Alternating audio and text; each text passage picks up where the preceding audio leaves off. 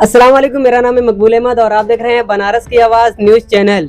आज हम एक बार फिर जुबैर खान बागी साहब से जुड़ चुके हैं, जो कि राष्ट्रीय अध्यक्ष हैं परिवहन फोरम के।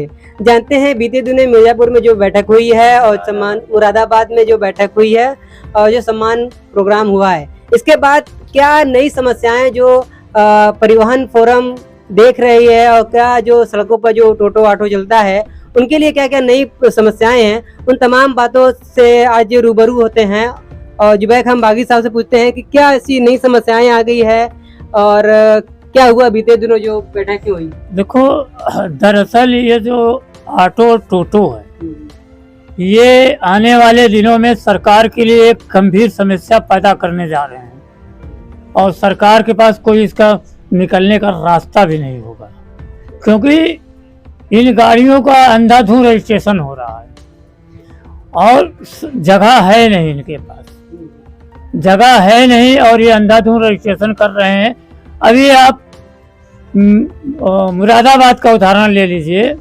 वहाँ जब मैं प्रोग्राम किया तो वहाँ पे एक नया सिस्टम चालू किया था यातायात विभाग ने कि ई रिक्शे को पकड़ के उनकी बैटरी को मालिक को दे रहे थे और ई रिक्शे को कबाड़ी में कटवा दिया जा रहा था। ये थी समस्या।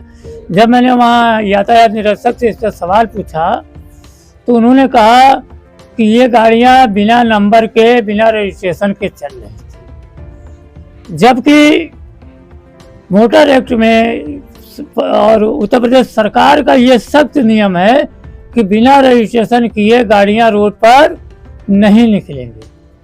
तो आखिर उन 9000 गाड़ियाँ बिना रजिस्ट्रेशन के रोड पर निकली कैसे? इसके जिम्मेदार कौन लोग? इस पर उनके पास कोई जवाब नहीं था। और यही हाल, और वहाँ ई रिक्शा, चूँकि आप समझ लीजिए जैसे बलिया, गाजीपुर जो शहरें हैं, अब वहाँ 40-50 हजार ई रिक्शा का रजिस्ट्रेशन हो चुका है। अब वो चलेंगे कहाँ? जगह तो है नहीं इनके पास, ना कोई व्यवस्था है और डेली नए ई रिक्शा का रजिस्ट्रेशन हो रहा है।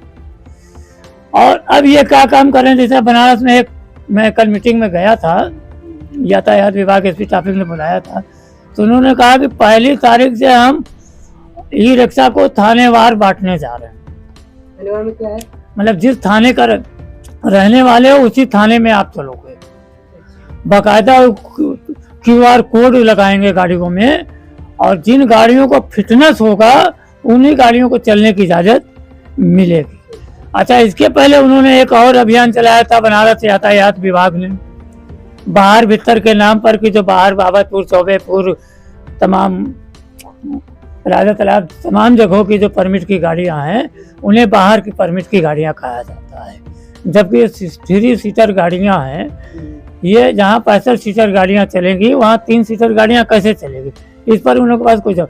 अच्छा, इस नाम पर उन्होंने अभियान चलाया, हजारों गाड़ियां बांटी और अभियान चलाने से जो बैठक हुई थी हम लोगों की, तो उसमें इन लोगों 4 बिंदुओं पे बात की थी।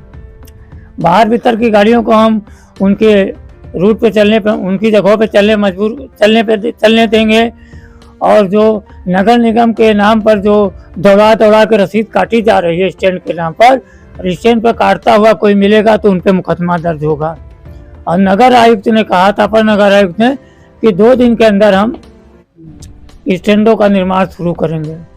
लेकिन ना स्टैंड का निर्माण शुरू हुआ, ना रोड पर रसीद कटना बंद हुआ, लेकिन ये गरीब ऑटो चालकों को इन लोगों ने पकड़ के बंद किया और 2000 से लेकर 10,000 तक जुर्माना वसूला। फिर उन गाड़ियों को छोड़ दिया, फिर वो गाड़ियां उसी शहर में चल रही हैं, क्योंकि इन्होंने कहीं सीमांकन नहीं किया है। कहीं सीमांकन नहीं है कि शहर की गाड़ियां यहाँ तक आएंगी, यहाँ से तो बाहर की गाड़ियां जाएंगी। और सिटी परमिट की गाड़ियां बाबतपुर, चौबेपुर, सोलापुर, गाजीपुर, जौनपुर चली जाएं तो उनके लिए कोई बंद नहीं है, वो कोई अपराध नहीं करते। लेकिन अगर बाबतपुर वाला परमिट का गाड़ी शहर में घुसा तो वो अपराधी हो जाता है। तो कहीं ना कहीं प्रशासन को पहले व्यवस्था को सही करना चाहिए, तब सिस्टम को लागू करना चाहिए। ऐसा हो नहीं रहा है। और आने वाले दिन में अगर प्रशासन ने ई रिक्शा और ऑटो रिक्शा पे नहीं लगाम लगाई तो ये समस्या उनके लिए विकराल हो जाएगी और इसका उनके पास कोई समाधान नहीं होगा। और चूंकि हमारे देश में बेरोजगारी चरम सीमा पर है अब मजबूर आदमी है, क्या करेगा, कुछ नहीं करता, चलो भाई एक तो टोटो खरीद लें, एक तो ऑटो खरीद लें, अपने परिवार को पाले पोसे पाल पोस रहे हैं। लेकिन उसकी व्यवस्था ना होने के कारण रोज शोषण का शिकार होते हैं। बनारस में ले लीजिए, आप गाड़ी लेके बाहर निकलते हैं, नगर निगम के नाम पर डंडा लेकर रोड पे खड़े हुए मिल जाएंगे। उसके बाद जब स्टैंड पे पहुंचते हैं तो स्टैंड संचालक बैठा हुआ है आपसे वसूली करने के लिए।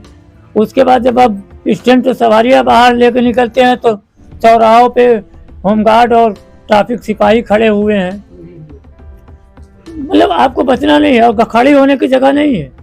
लेकिन आपकी गाड़ी का नो पार्किंग का चालान महीने में 20,000 25,000 हो जाना है। अब ये बताइए, जब पार्किंग की जगह नहीं है तो आदमी कहाँ गाड़ी करेगा, जहाँ खड़ी करेगा वहीं नो पार्किंग।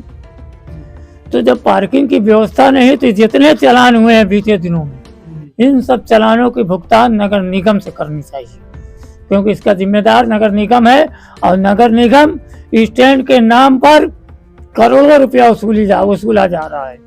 अभी सूत्रों से मुझे खबर मिली है, नाम न बताने की शर्त पे एक ठेकेदार के आदमी ने बताया कि 1,36,00,000 रुपया खाली हम लोग वो लोगों को मैनेज करने में बांटते हैं। 1,36,00,000 लाख रुपया। और समझ लियो 36 लाख का ठेका, 1,36,00,000 खाली मैनेज करने में। मुझे नाम ना खोलने की शर्त में बताया। तो भाई ये सही है कि हकीकत है कि गलत है, इस पर मैं नहीं जाता। लेकिन अगर ऐसा है तो इस पर जांच होनी चाहिए कि नहीं होनी चाहिए। दूध का दूध और पानी का पानी। आखिर इस तरह खुलेआम रोडों पे रसीद कटना, एक चौराहे पे 20 से 25 लोग रसीद काट रहे हैं स्टैंड के नाम पर, और सारा लोग देख रहा है, इस पर कोई कार्रवाई नहीं। कहीं ना कहीं दूध में तो दाल में तो काला है ना।